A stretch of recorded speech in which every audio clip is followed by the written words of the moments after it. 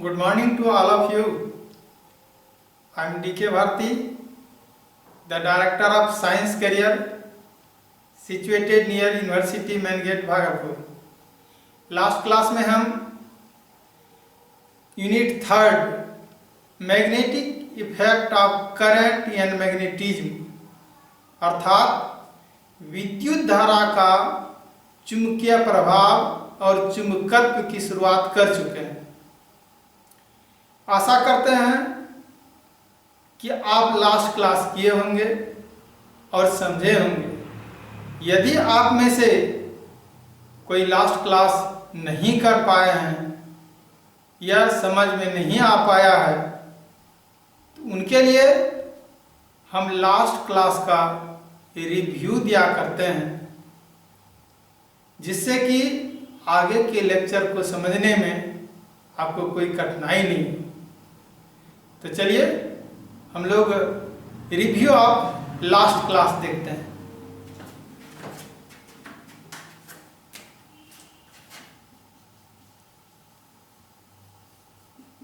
Magnetism चुंबकत्व यही पढ़े थे। चुंबकत्व क्या है रिव्यू करते हैं।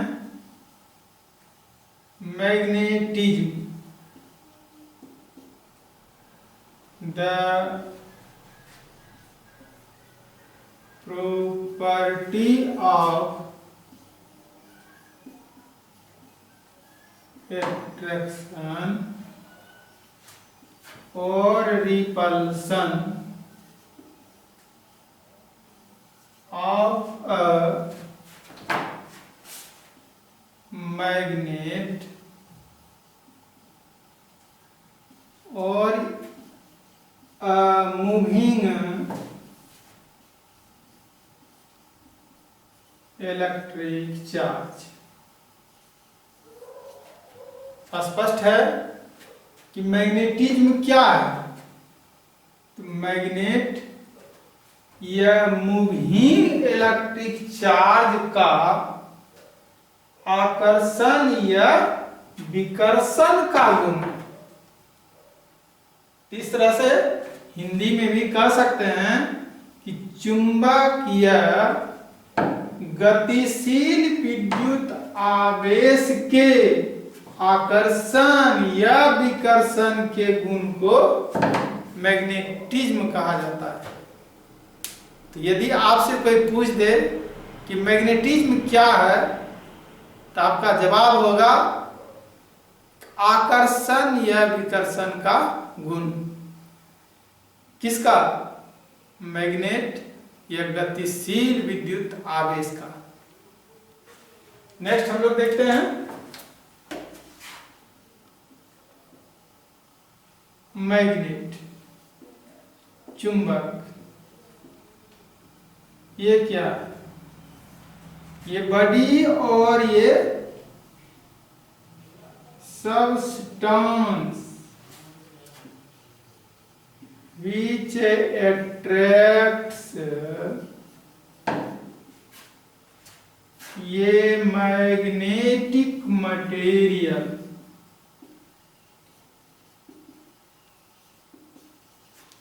स्पष्ट है कि मैग्नेट क्या है। एक वस्तु या पदार्थ है।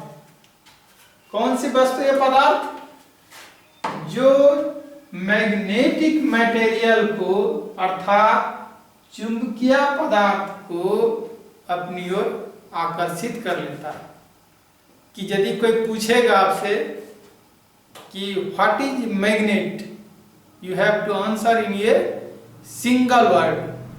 तो then what will be your answer? आप कहेंगे ये बॉडी और ये सब्सटेंस, यानी एक वस्तु या पदार्थ। नेक्स्ट हम लोग देखे थे टाइप्स ऑफ ये मैग्नेट।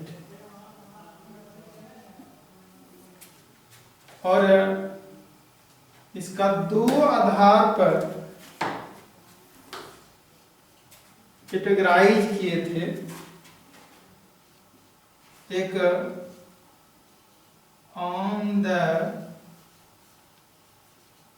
बेसिस ऑफ एग्जिस्टेंस या ऑकरेंस, और दूसरा on the basis of the duration of existence। स्पष्ट है? On the basis of existence मतलब अस्तित्व के आधार पर मैग्नेट के प्रकार। देखिए तो अस्तित्व के आधार पर कौन कौन प्रकार है। पहला नेचुरल मैग्नेट, और दूसरा आर्टिफिशियल मैग्नेट। आर्टिफिशियल मैग्नेट और आर्टिफिशियल मैग्नेट को भी शेप के आधार पर कई एक प्रकार में बांटा गया है। फर्स्ट में हम लोग लिए थे बार मैग्नेट, और सेकंड में horse shoe magnet, ring magnet, circular या डिस्क मैग्नेट। डिस्क मैग्नेट इस तरह से कई प्रकार और भी प्रकार पड़े थे। और ड्यूरेशन ऑफ एग्जिस्टेंस मतलब अस्तित्व की अवधि के आधार पर भी मैग्नेट को बांटा गया है, कैटेगराइज किया गया है। पहला परमानेंट मैग्नेट, परमानेंट मैग्नेट, और दूसरा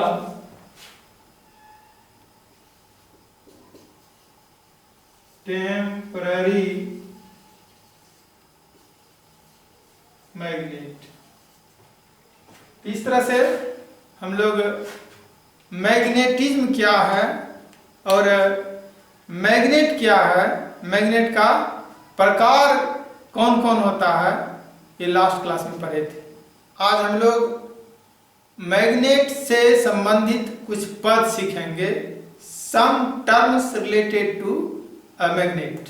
चलिए हम लोग सीखते हैं some terms related to a magnet.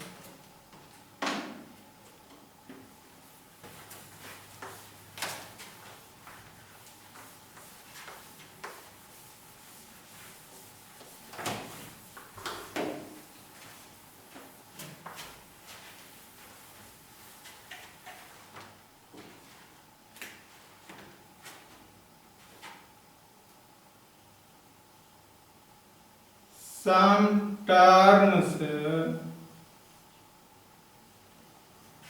related to a magnet। चुंबक से संबंधित कुछ पद। फर्स्ट में मैग्नेटिक पोल, चुंबकीय ध्रुव के बारे में पढ़ेंगे। चुंबकीय ध्रुव क्या है? इसको डिफाइन करने से पहले हम लोग समझेंगे। आइए, इसको समझने के लिए हम लोग एक मैग्नेट लेते हैं, चुंबक लेते हैं, मैग्नेट, और क्या लेते हैं,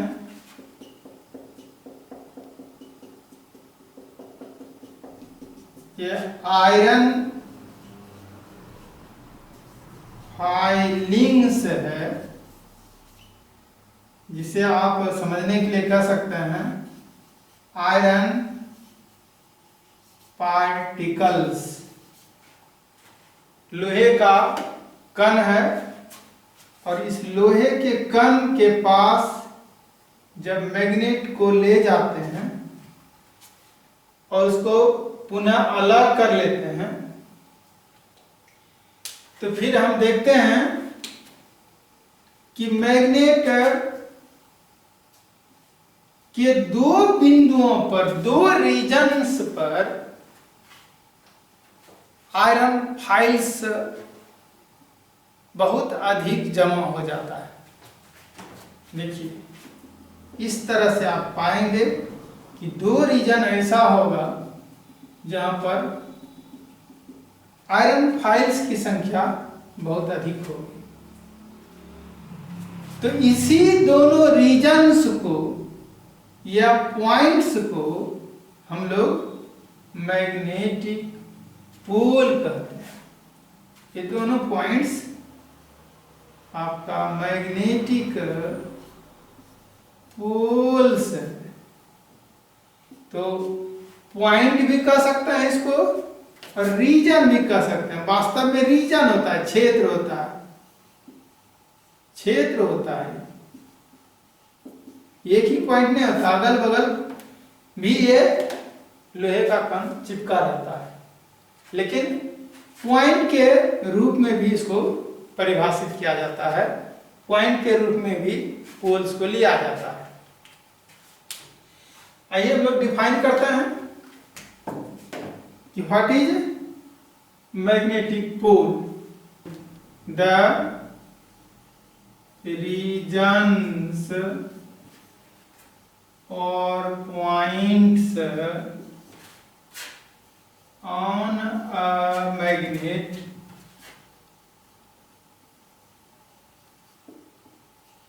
where attractive power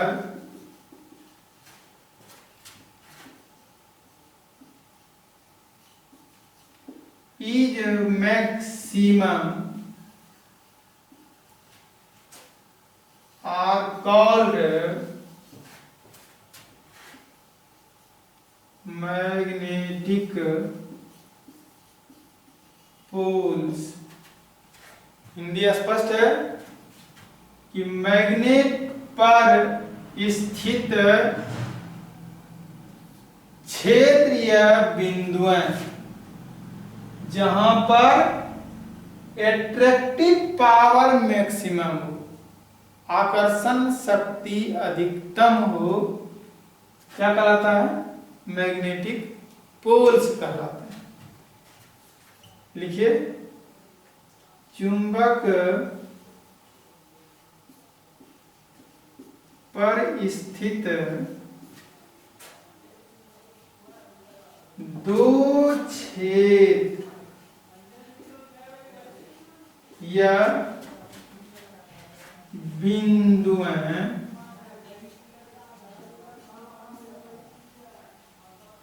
जहां पर आकर्षण शक्ति अधिकतम हो,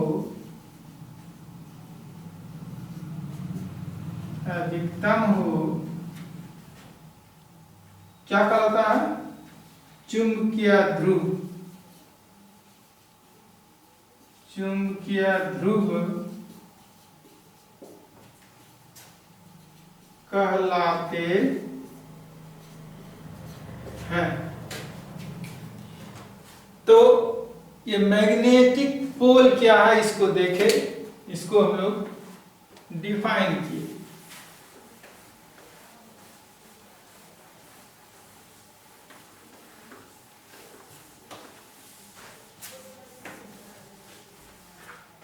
आइए काइंड्स ऑफ पोल पढ़ते हैं। काइंड्स ऑफ पोल, ध्रुव के प्रकार। पहला है नॉर्थ पोल, उत्तरी ध्रुव, और दूसरा है साउथ पोल, दक्षिणी ध्रुव। तो नॉर्थ पोल क्या है, साउथ पोल क्या है, इसको समझिए।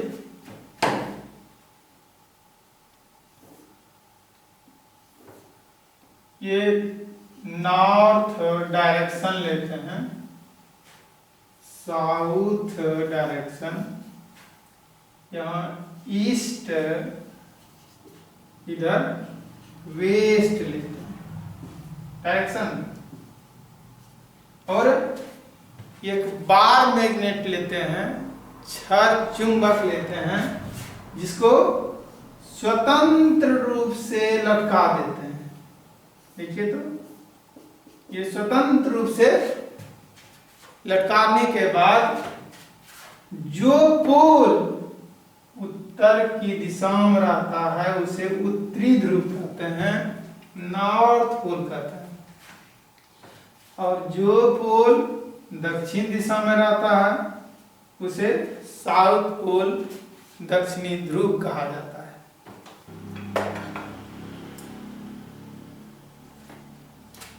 समझने के लिए आप देख सकते हैं, आप मान लेते हैं एक मैग्नेट है और इसे स्वतंत्र रूप से लटकाने के बाद यह उत्तर दक्षिण दिशा में स्थिर हो जाता है।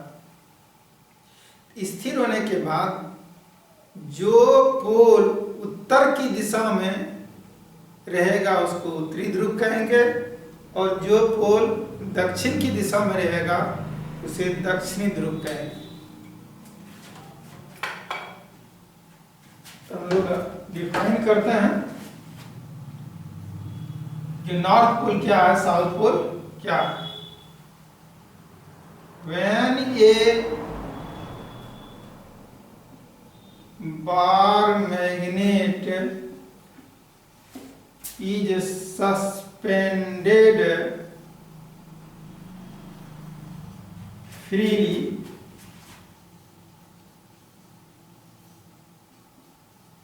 then the pole which is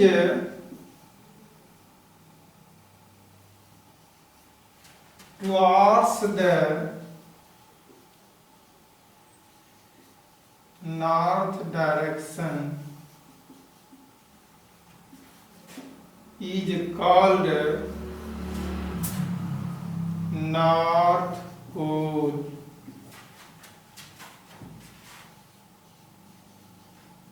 And the pole which is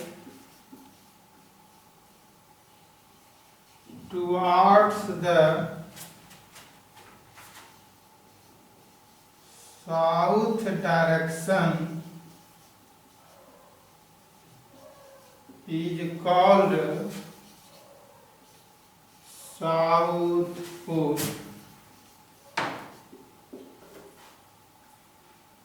जब छड़ चुंबक को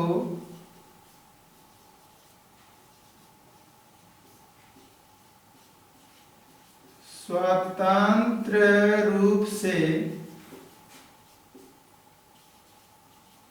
लटकाया जाता है तब जो ध्रुव उत्तर की दिशा में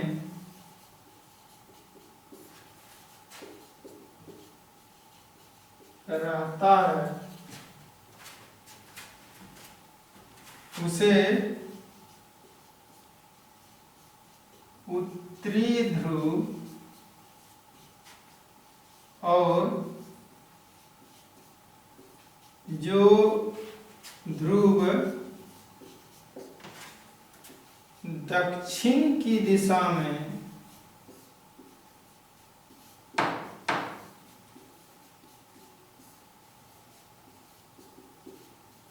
रहता है उसे दक्षिणी ध्रुव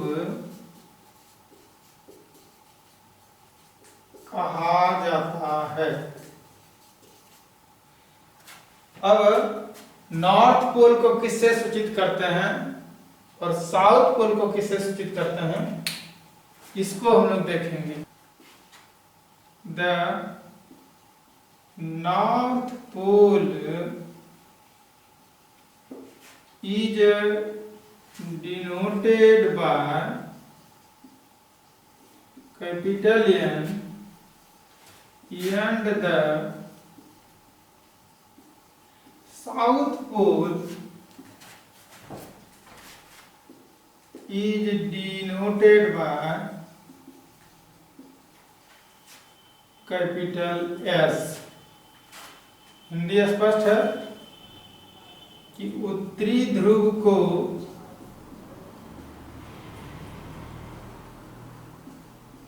N से और दक्षिणी ध्रुव को S से सूचित किया जाता है।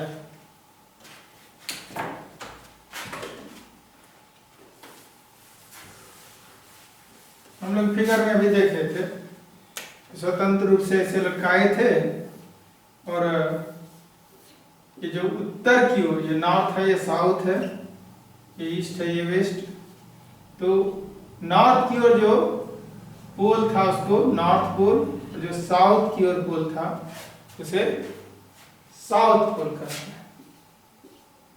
चलिए हम लोग देखेंगे अब the properties of a magnetic pole। चुंबकीय ध्रुव के गुण।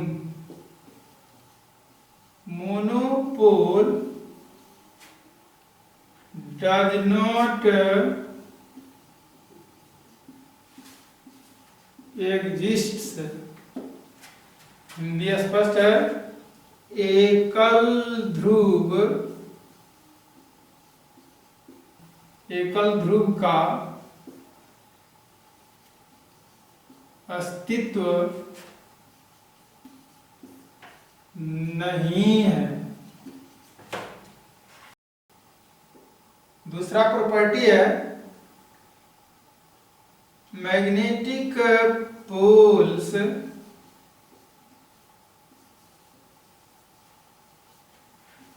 Always exist in pair। Hindi स्पष्ट है, चुंबकीय ध्रुव हमेशा जोड़े में पाया जाता है, जोड़े में पाया जाता है। जोड़े में पाया जाना मतलब नॉर्थ पोल साउथ पोल एक साथ होना। ये यदि नॉर्थ पोल है, ये साउथ पोल है, दोनों एक साथ होगा। यदि आप नॉर्थ पोल और साउथ पोल को मैग्नेट को काट करके अलग करना चाहेंगे तो ये संभव नहीं है। क्यों?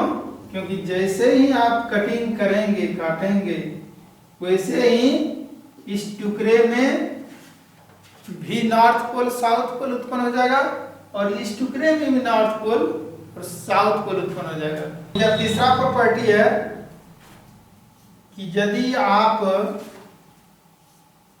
सेम पोल को इस तरह से रखते हैं, नॉर्थ पोल यहाँ नॉर्थ पोल, तो क्या होगा? दोनों एक दूसरे को विकर्षित करेगा, दोनों एक दूसरे को रिपेल करेगा। तो कह सकते हैं कि ये रिपल्सन होता है, विकर्षण होता है। दो समान पोल्स के बीच में विकर्षण होता है। और यदि आप यहाँ नॉर्थ पोल लेते हैं और यहाँ साउथ पोल लेते हैं तो क्या होगा? दोनों एक दूसरे को अट्रैक्ट करेगा। तीसरा प्रॉपर्टी हम लोग लिख सकते हैं कि समान ध्रुवों के बीच में विकर्षण और असमान ध्रुवों के बीच में आकर्षण होता है। आइए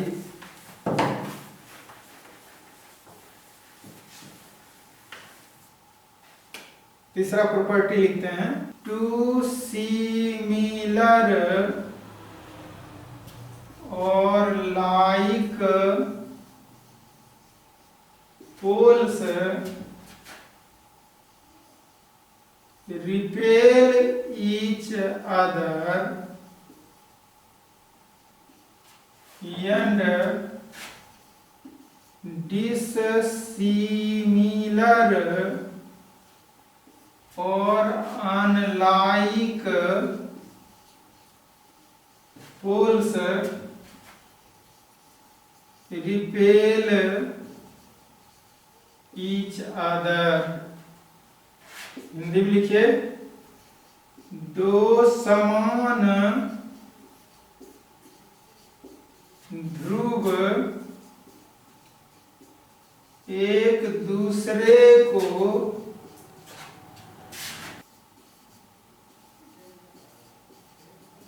विकर्षित करता है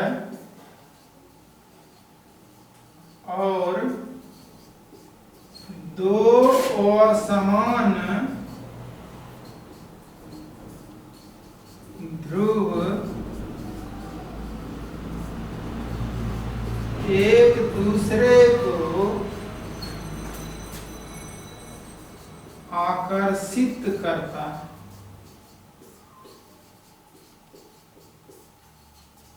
एक दूसरे को आकर्षित करता है। इस तरह से तीन प्रॉपर्टी हम लोग पढ़े मैग्नेटिक पोल का।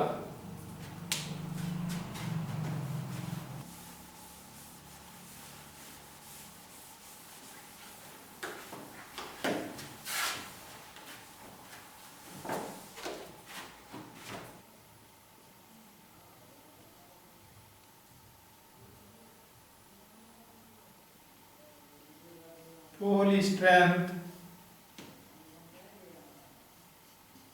ध्रुवीय प्रबलता या ध्रुवीय सामर्थ्य, इसको ध्रुवीय प्राबल्य भी बोलते हैं। इसको समझने के लिए हम तीन मैग्नेट लेते हैं जो डिफरेंट साइज का है। देखिए गर्ल्स, नॉर्थ पोल, साउथ पोल,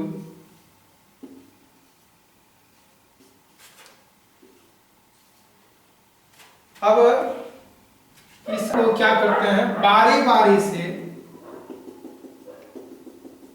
आयरन फाइलिंग्स के पास ले जाते हैं। आयरन फाइलिंग्स है, लोहे का बुरादा है, लोहे का कण है, लोहे का बुरादा। जब बारी बारी से इसको ले जाते हैं तो क्या देखते हैं, इस तरह से इसमें लोहे का कण चिपक जाता है।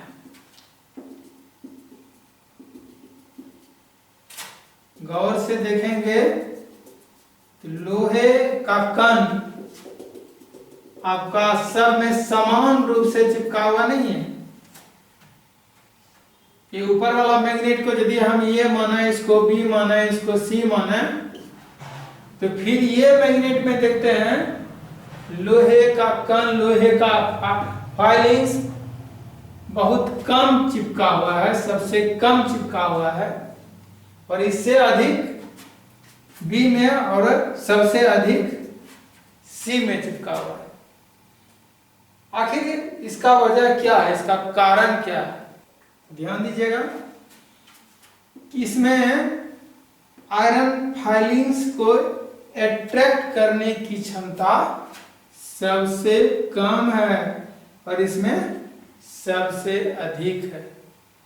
और आयरन फाइलिंग्स या मैग्नेटिक मटेरियल्स को अपनी ओर अट्रैक्ट करने की शक्ति या स्ट्रेंथ को पोल स्ट्रेंथ कहा जाता है।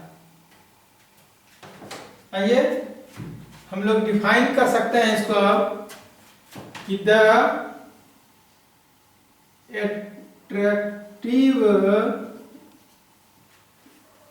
Power of a magnetic pole to attract magnetic materials towards itself is called pole strength। स्पष्ट है, चुंबकीय ध्रुव के चुंबकीय पदार्थों को अपनी ओर आकर्षित करने की शक्ति को पोल स्ट्रेंथ या ध्रुवीय प्रबलता कहा जाता है। हिंदी में लिखिए, चुंबकीय ध्रुव, चुंबकीय ध्रुव के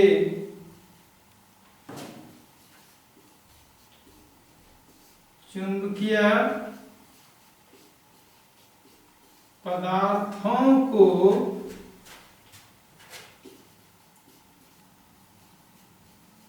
अपनी ओर आकर्षित करने की शक्ति को पोल स्ट्रेंथ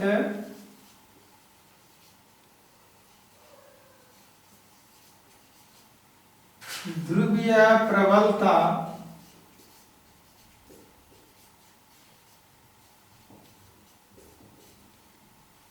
कहा जाता है।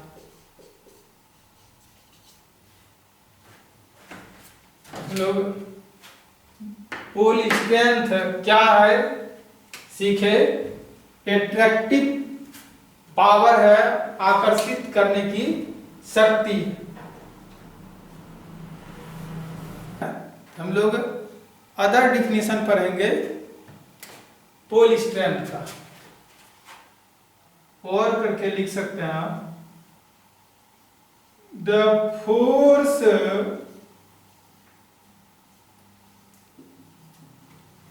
Acting per unit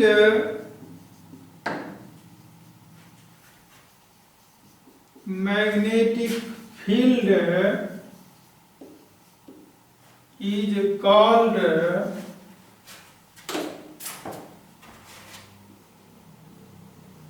mole strength,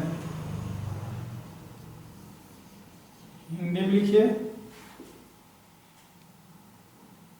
इकाई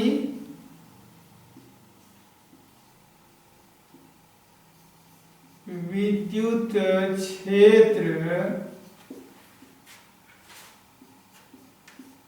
पर लगने वाले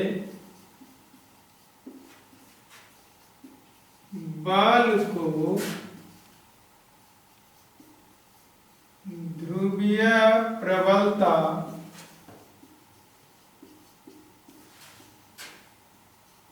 कहा जाता है।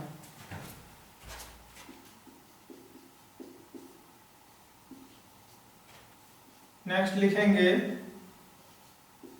It is denoted bye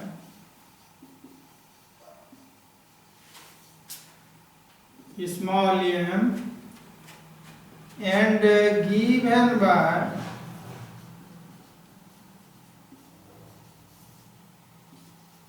m is equal to vector f by vector b। इसको हम लोग ऐसे भी लिख सकते हैं, f by b। फिर f क्या है यहां देखेंगे, where F is equal to force whose SI unit is Newton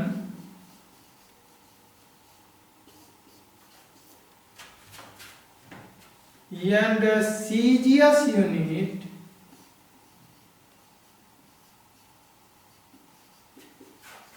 is dying।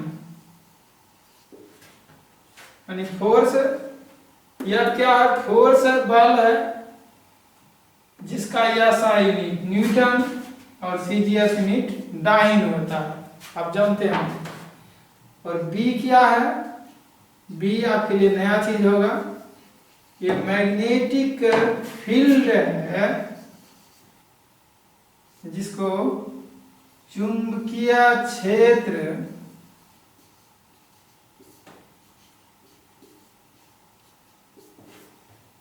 या इसमें ले सकते हैं मैग्नेटिक इंडक्शन।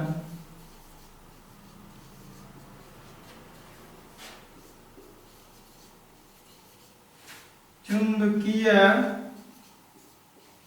प्रेरण। तो बी क्या है, मैग्नेटिक फील्ड या मैग्नेटिक इंडक्शन, चुंबकीय क्षेत्र या चुंबकीय प्रेरण। इसको डिटेल्ड आगे चलकर पढ़ेंगे हम लोग, लेकिन इसके बारे में अभी जानना होगा कि इसका SI यूनिट और CGS यूनिट क्या होता है। मैग्नेटिक फील्ड के लिए लिखिए, whose SI unit is Newton per ampere metre. Symbol में जिसे संकेत में ऐसे लिखते हैं, न्यूटन पर ampere metre, which is called tesla, capital T से सूचित करता है। and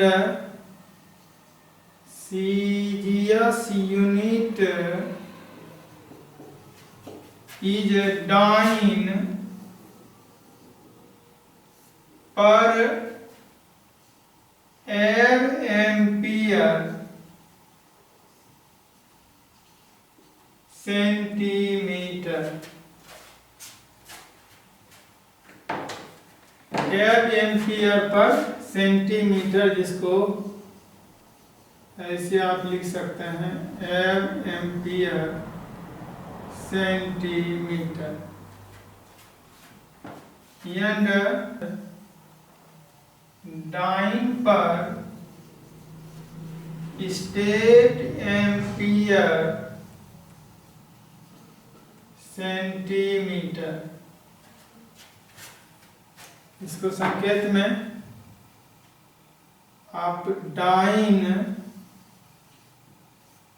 पर स्टेट एम्पियर सेंटीमीटर लिख सकते हैं। हम लोग जानते हैं कि किसी भी फिजिकल क्वांटिटी का, किसी भी भौतिक राशि का यूनिट उसके फॉर्मूला के आधार पर निकालते हैं। तो हम लोग पोल स्ट्रेंथ का फॉर्मूला सीख चुके हैं, अब उसका SI यूनिट और CGS यूनिट सीखेंगे।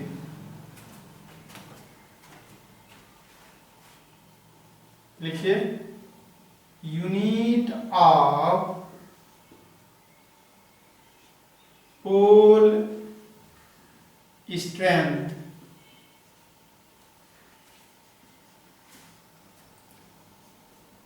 ध्रुवीय प्रबलता की इकाई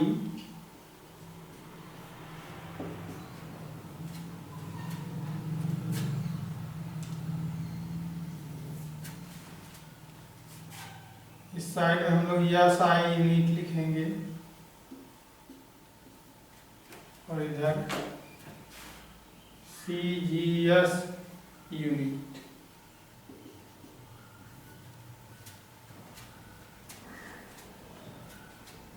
आप M is equal two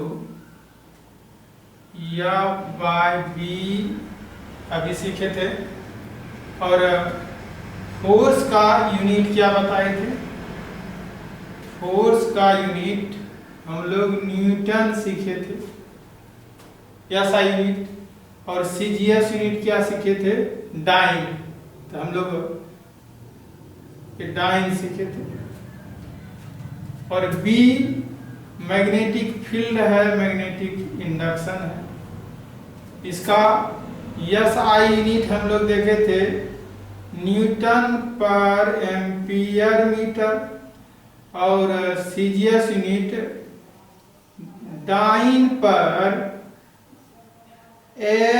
ampere centimetre, और डाइन पर स्टेट एम्पियर सेंटीमीटर, ऐसा देखे थे। यहाँ फोर्स का आपको SI यूनिट लिखना है न्यूटन, और मैग्नेटिक फील्ड का SI यूनिट न्यूटन पर एम्पियर मीटर। तो न्यूटन पर एम्पियर मीटर, इसको आप ऐसा भी लिख सकते हैं, न्यूटन ऐसा लिख सकते हैं। तो आप जानते हैं इसका उल्टा क्या होगा? Ampere metre by newton. आप भाग का उल्टा गुना जानते हैं, और ये पलट जाता है। तो ये क्या हो गया? ये न्यूटन न्यूटन कैंसिल हो गया, और ये एम्पियर मीटर हो गया। किसका यूनिट? पोल स्ट्रेंथ का SI यूनिट एम्पियर मीटर। ये आपका ऑब्जेक्टिव क्वेश्चन में पूछा जाता है कि पोल स्ट्रेंथ का SI यूनिट क्या होता है, तो आप जवाब देंगे एम्पियर मीटर। और मैग्नेटिक फील्ड का CGS यूनिट यहाँ देखते हैं, डाइन पर एम्पियर सेंटीमीटर, और डाइन पर स्टेट एम्पियर सेंटीमीटर। हम लोग बारी बारी से B का यूनिट रखेंगे। सबसे पहले डाइन पर एम्पियर सेंटीमीटर, और ये डाइन डाइन कैंसिल होगा, पता आपको। एम्पियर सेंटीमीटर हो गया ये CGS यूनिट। एम्पियर को बायोट भी बोलते हैं, बायोट। तो बायोट सेंटीमीटर का सकता है, और बायोट के लिए BI सिंबल आता है। तो इस तरह से भी आप लिख सकते हैं। ये तीनों जो देख रहे हैं आप, ये EMU यूनिट है, electromagnetic unit of pole strength. Next हम लोग इलेक्ट्रोस्टैटिक यूनिट देखेंगे। ये हम बराबर ये बाय बी लेते हैं, तो फोर्स का डाइन लेंगे और बी के लिए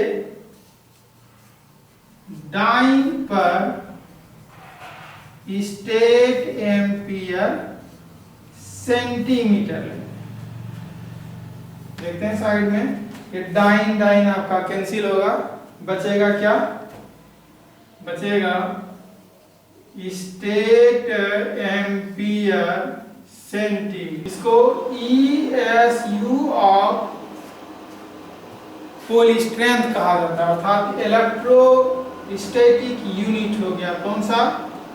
स्टेट एम्पियर सेंटीमीटर। अब हम लोग पोल स्ट्रेंथ के SI यूनिट और CGS यूनिट दोनों के बीच संबंध देखेंगे।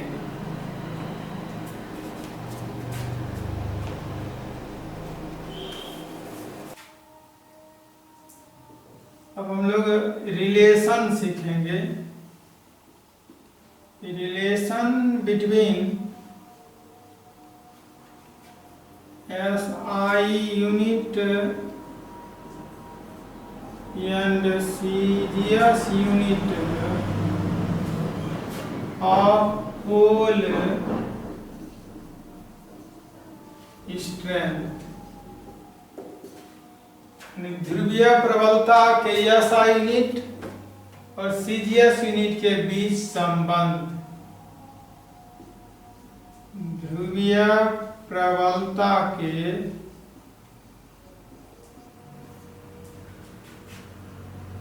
SI यूनिट और CGS यूनिट के बीच संबंध। क्या संबंध है आप यहां से सीखेंगे। 1 एम्पियर मीटर, एक CGS में इसका वैल्यू कितना होगा, इसके लिए आपको बेसिक जानना होगा। यहाँ कि करंट के बारे में जानते हैं, इलेक्ट्रिक करंट Q/T के बराबर होता है। Q क्या है? इलेक्ट्रिक चार्ज है जिसका SI यूनिट कूलॉम होता है, और टाइम तो आप जानते हैं सेकंड, जिसको शॉर्ट में ऐसे लिखते हैं कूलम पर सेकंड। और कूलम पर सेकंड को ही हम लोग एम्पियर बोला करते हैं, जिसको कैपिटल ए से सूचित करता है। तो हम लोग इस ए के बदले अर्थात एम्पियर के बदले कूलम पर सेकंड लिख सकते हैं। कूलम पर सेकंड और ये मीटर। अब कूलम के बारे में कहें तो कूलम को अब CGS में बदलेंगे, और CGS में दो तरह से बदल सकते हैं इसको, एक EMU में, एक ESU में, यानी इलेक्ट्रोमैग्नेटिक यूनिट में बदल सकते हैं और इलेक्ट्रोस्टैटिक यूनिट में बदल सकते हैं, जिसको हम लोग इलेक्ट्रोस्टैटिक्स में पढ़ चुके हैं। आइए, 1 coulomb is equal to 10⁻⁻⁻1 1 coulomb के बराबर होता है। इस कूलम को बदलिए आप 1 कूलम में, 1 कूलम, और मीटर को आप सेंटीमीटर में बदल दीजिए। ये 10 coulomb per second into centimetre होगा, और 1 कूलम पर सेकेंड को 1 एम्पियर कहा जाता है। और एब एम्पियर को बायोट भी बोलते हैं, बायोट सेंटीमीटर। हम लोग सीखे कि 1 एम्पियर मीटर किसके बराबर होता है? 1 एम्पियर मीटर ये 10 एम्पियर सेंटीमीटर और 10 बायोट सेंटीमीटर के बराबर होता है। ये तो हम लोग EMU में बदले, इलेक्ट्रोमैग्नेटिक यूनिट में बदले, किसको? ये एम्पियर मीटर को। अब इलेक्ट्रोस्टैटिक यूनिट में बदलेंगे। ऑल्सो देखिए तो एम्पियर के बदले कूलम सेकंड और कूलम के बदले क्या लिखेंगे? 1 coulomb is equal to 3 × 10⁹ statcoulomb, आप जानते हैं। और यह है ESU ऑफ इलेक्ट्रिक चार्ज, अर्थात विद्युत आवेश का इलेक्ट्रोस्टैटिक यूनिट, स्टेट कूलम। तो 1 कूलम के बदले लिखेंगे 3 × 10⁹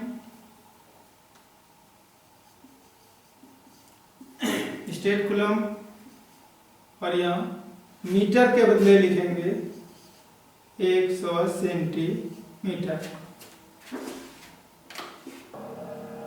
3 × 10⁻11 स्टेट कूलम पर सेकंड को स्टेट एम्पियर लिखा जाता है, और ये 1 एम्पियर मीटर हो गया। 3 × 10⁻11 स्टेट एम्पियर सेंटीमीटर। इस तरह से हम लोग पोल स्ट्रेंथ के SI यूनिट और CGS यूनिट के बीच में संबंध देखे। पोल स्ट्रेंथ का डायमेंशनल फॉर्मूला देखेंगे। The dimensional formula of pole strength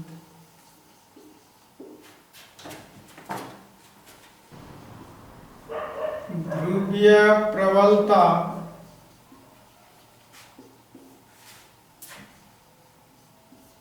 का विमीय सूत्र।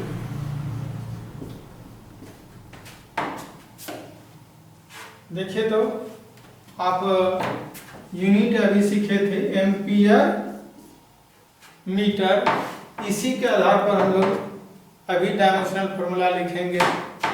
तो लिखेंगे द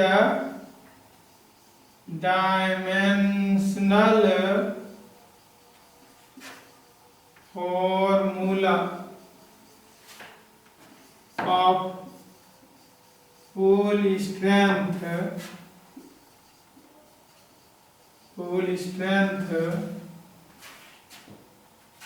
बराबर क्या हो जाएगा?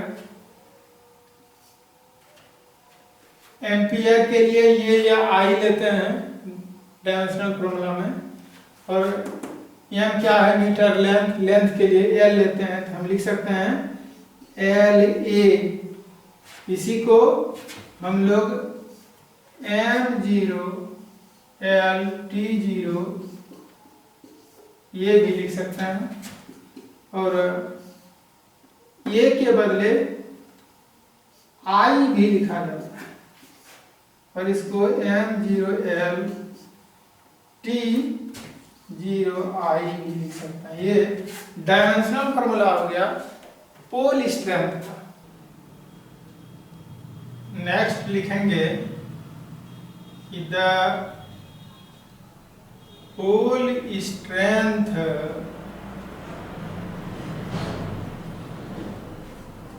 Of north pole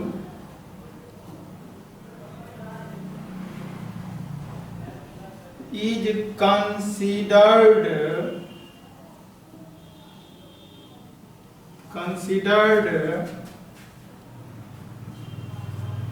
as a positive pole strength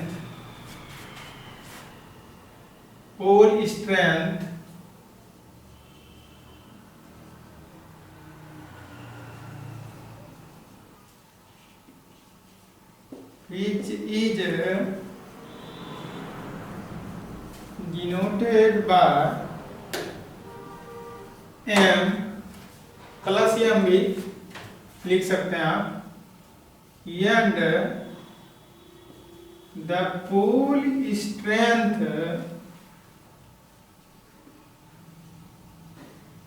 the pole strength of South Pole is considered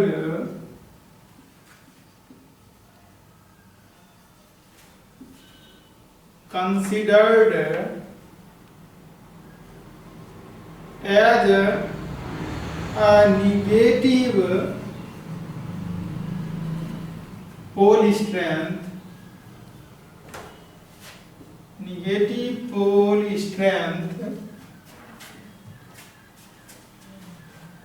which is denoted by -M। उत्तरी ध्रुव के ध्रुवीय प्रबलता को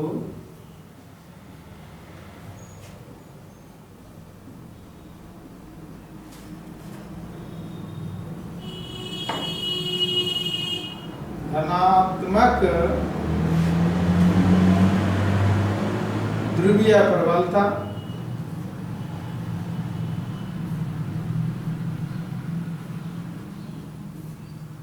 कहा जाता है, या धनात्मक ध्रुवीय प्रबलता माना जाता है, जिसे स्मॉल m से सूचित किया जाता है, स्मॉल m से सूचित किया जाता है। और दक्षिणी ध्रुव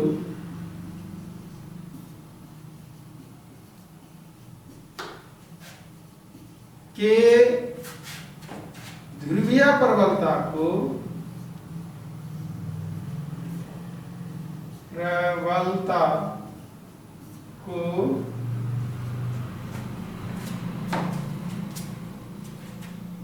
ऋणात्मक ध्रुवीय प्रबलता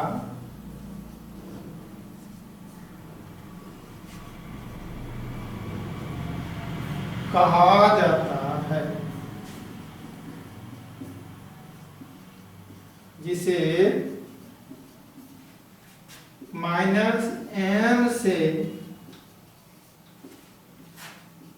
सूचित किया जाता है,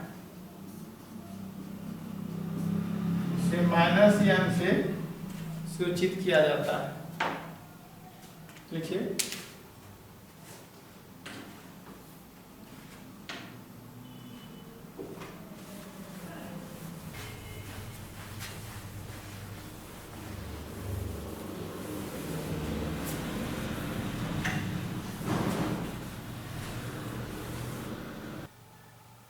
अब हम लोग पढ़ेंगे geometrical length and magnetic length of a magnet, अर्थात चुंबक के ज्यामितीय लंबाई और चुंबकीय लंबाई या प्रभावी लंबाई। लिखिए,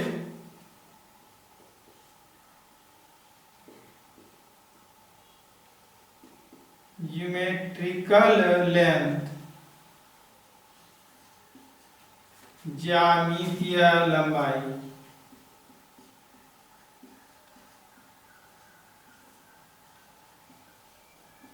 ज्यामितीय लंबाई जिसको LG से सूचित करते हैं।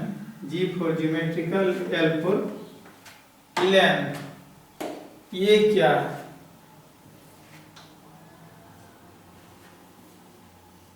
एक रड मैग्नेट लिए हैं, 4 चुंबक लिए हैं, नॉर्थ पोल है, साउथ पोल है, और इस मैग्नेट के पूरी लंबाई को हम लोग ज्योमेट्रिकल लेंथ कहेंगे। अर्थात इसका जो रियल लेंथ है, वास्तविक लंबाई जो मैग्नेट का है, उसी को ज्योमेट्रिकल लेंथ कहा जाता है। इसको डिफाइन कर सकते हैं कि द होल लेंथ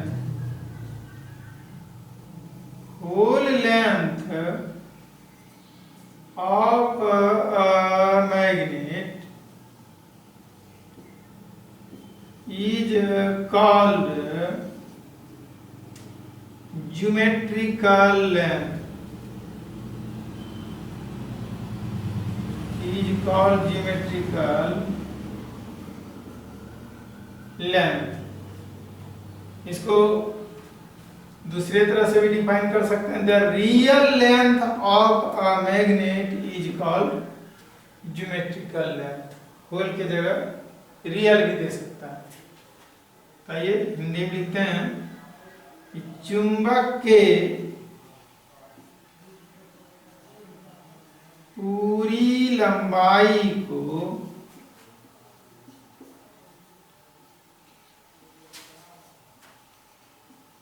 चुंबकीय लंबाई कहा जाता है। चुंबकीय लंबाई कहा जाता है, जिसे किससे सूचित करते हैं? LG से। आप एरो देकर लिख सकते हैं, it is denoted by LG। और क्योंकि यह लेंथ है, इसलिए इसका SI यूनिट मीटर और CGS यूनिट सेंटीमीटर होगा। लिखेंगे its SI unit is metre and CGS unit is centimetre.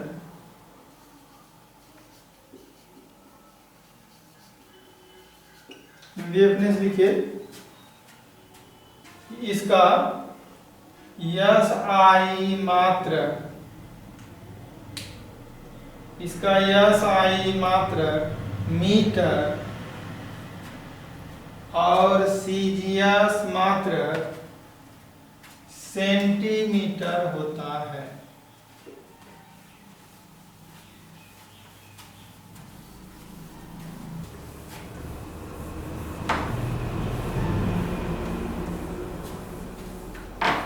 आइए नेक्स्ट देखेंगे हम लोग मैग्नेटिक लेंथ।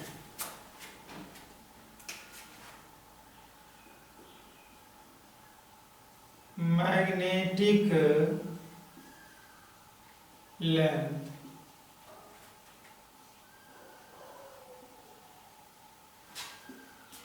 चुंबकीय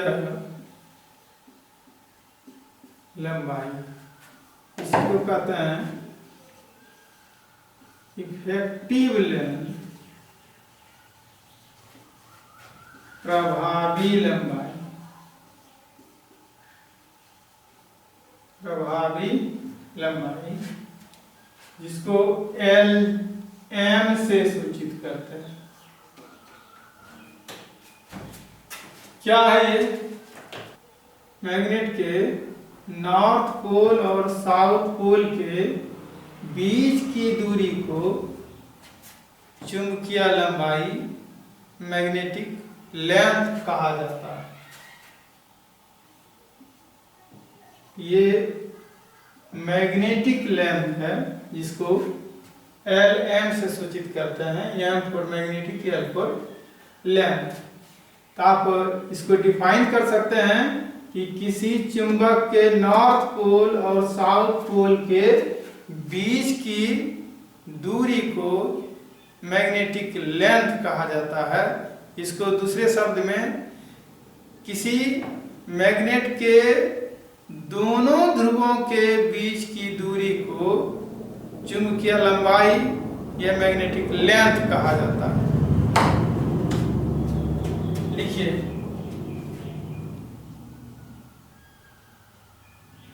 द डिस्टेंस बिटवीन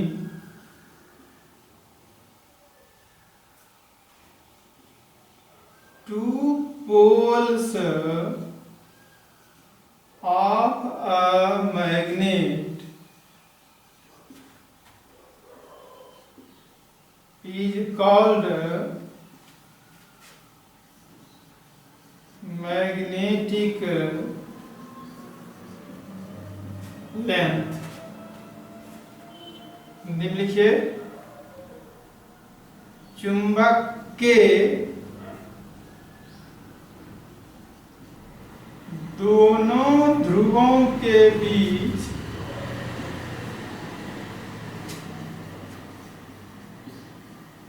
की दूरी को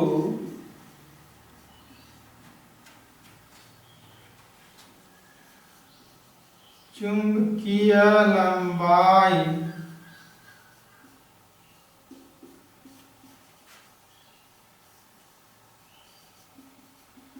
magnetic length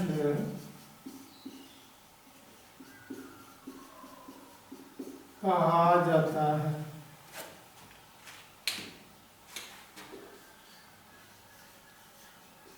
It is denoted by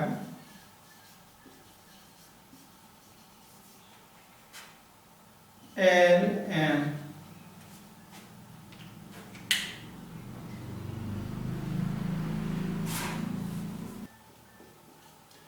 अब हम लोग relation between geometrical length and magnetic length सीखेंगे, अर्थात ज्यामितीय लंबाई और चुंबकीय लंबाई के बीच संबंध। लिखिए, रिलेशन बिटवीन ज्योमेट्रिकल लेंथ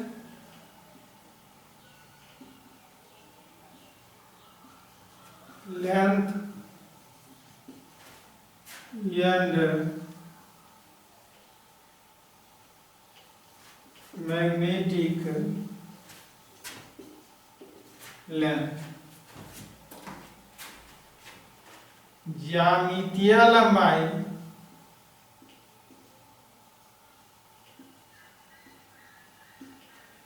और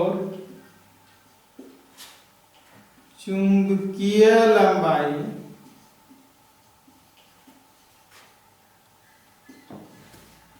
के बीच संबंध, क्या संबंध है इसको देखेंगे। इसको समझने के लिए एक बार मैग्नेट लेते हैं और किसी स्केल की सहायता से इसकी पूरी लंबाई को माप लेते हैं। पूरी लंबाई को हम लोग ज्योमेट्रिकल लेंथ कहते हैं। तो मान लेते हैं ये ज्योमेट्रिकल लेंथ का वैल्यू x आया। उसके बाद उसी स्केल से इस नॉर्थ पोल और साउथ पोल के बीच की दूरी माप लेते हैं और उस दूरी को हम लोग मैग्नेटिक लेंथ कहते हैं। और मानते हैं कि मैग्नेटिक लेंथ कितना आया y। तो आप इस Lg में Lm से भाग दीजिए, Lg by Lm x by y। तो आप देखेंगे इन दोनों का अनुपात, लंबाई जो भी हो, ज्योमेट्रिकल लेंथ या मैग्नेटिक लेंथ, लेकिन दोनों का अनुपात होगा 5/6। और इस तरह से हम देख सकते हैं कि यही रिलेशन है Lg बाय Lm ये बराबर 5/6। यहाँ से हम लोग इसका डिफरेंट रूप ला सकते हैं। आइए, Lg by Lm is equal to 5/6 और Lg is equal to 5/6 Lm। ये रिलेशन आता है आपका ऑब्जेक्टिव क्वेश्चन में, ध्यान देने की जरूरत है। यहाँ Lg इज इक्वल टू, इसको आप लिख सकते हैं 0.833 Lm, और ऐसे भी इसको लिख सकते हैं Lg। ये भी आपकी परीक्षा में पूछा जा सकता है। इसको नेक्स्ट रूप लिख सकते हैं, इस पॉइंट को हटाते हैं, पॉइंट को हटाएंगे तो स्पष्ट है 84/100 होगा। और इसको हम लिख सकते हैं Lg is equal to 84% of Lm। आपको पता है ये 1/100 को हम परसेंट के रूप में लिख सकते हैं, प्रतिशत के रूप में लिख सकते हैं। ये भी ऑब्जेक्टिव में पूछा जाता है। तो इस तरह से हम लोग दोनों में रिलेशन देखे, ज्योमेट्रिकल लेंथ और मैग्नेटिक लेंथ। इस तरह से हम लोग मैग्नेटिज्म के बेसिक कॉन्सेप्ट का फर्स्ट चैप्टर फिनिश कर चुके हैं। हम पूरी कोशिश करते हैं कि आपको अच्छी तरह से समझ में आए। फिर भी यदि आप में से किसी को कठिनाई हो तो मेरे स्क्रीन पर दिए गए व्हाट्सएप पर निश्चित रूप से क्वेश्चन करेंगे। नेक्स्ट डे हम लोग मैग्नेटिज्म का सेकेंड चैप्टर मैग्नेटिक फोर्स, चुंबकीय बल की शुरुआत करेंगे। Thanks a lot to all of you. Next class में हम लोग मिलते हैं।